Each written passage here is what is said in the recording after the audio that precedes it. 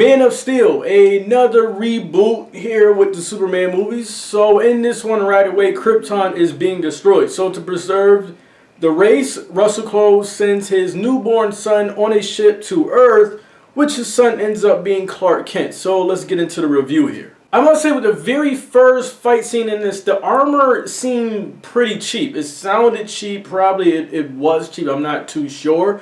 But the destruction of Krypton was pretty cool. Everything that gets destroyed in this movie is a little exaggerated. I probably should say very much exaggerated, but the destruction of Krypton was very, very nice. This movie started off exactly how I did not want it to, and then the next scene you have backstory alongside the current events going on, and that's what I wanted to see. Showing the present day while going back and past, that was cool. That was a nice way to actually show stuff going on now in the current while going in the past and give me some backstory. And then after that, I have to say things got a lot watery for me. When I say watery, I mean watered down. Everything was not very special. The way he meet Lois Lane, played by Amy Adams, whom I love. And also the way he found out about Krypton and about his kin and where he came from was nothing really special to me. It did not feel special. It felt very easy. It felt just very simple and very plain and vanilla.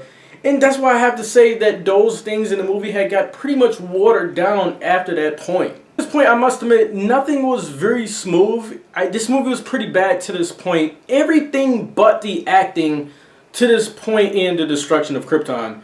But the acting was pretty bad. The acting was great. Kevin Costner was probably my favorite character in this entire movie. He was very good in this. I enjoyed watching him in this movie. He was just not thrown in this movie just to be thrown in this movie. This movie has an all-star cast. It's up top to bottom, it's an all-star cast.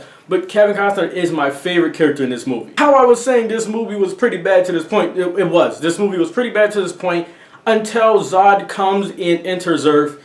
Then the movie changes. Then the movie got better. And when I mean better, this movie got a lot better. If you're a fan of action and destruction, this is for you. This is your thing.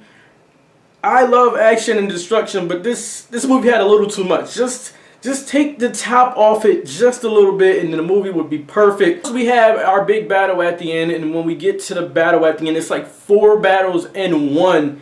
We gotta destroy a town, we have to destroy part of a desert, then we have to destroy a city, and let's destroy more of this city. Like I said, the action and destruction in this movie, it's overly exaggerated. This movie is not as bad as some say. This movie is not as good as some say. We got 2 movies here. Well, that's 4. We got 2 movies here. The first hour, pretty bad. The next hour and a half, pretty damn good. Man of Steel, 67 for me. 67 out of 100 for Man of Steel. Get in the comment section, let me know your thoughts. I'm out of here.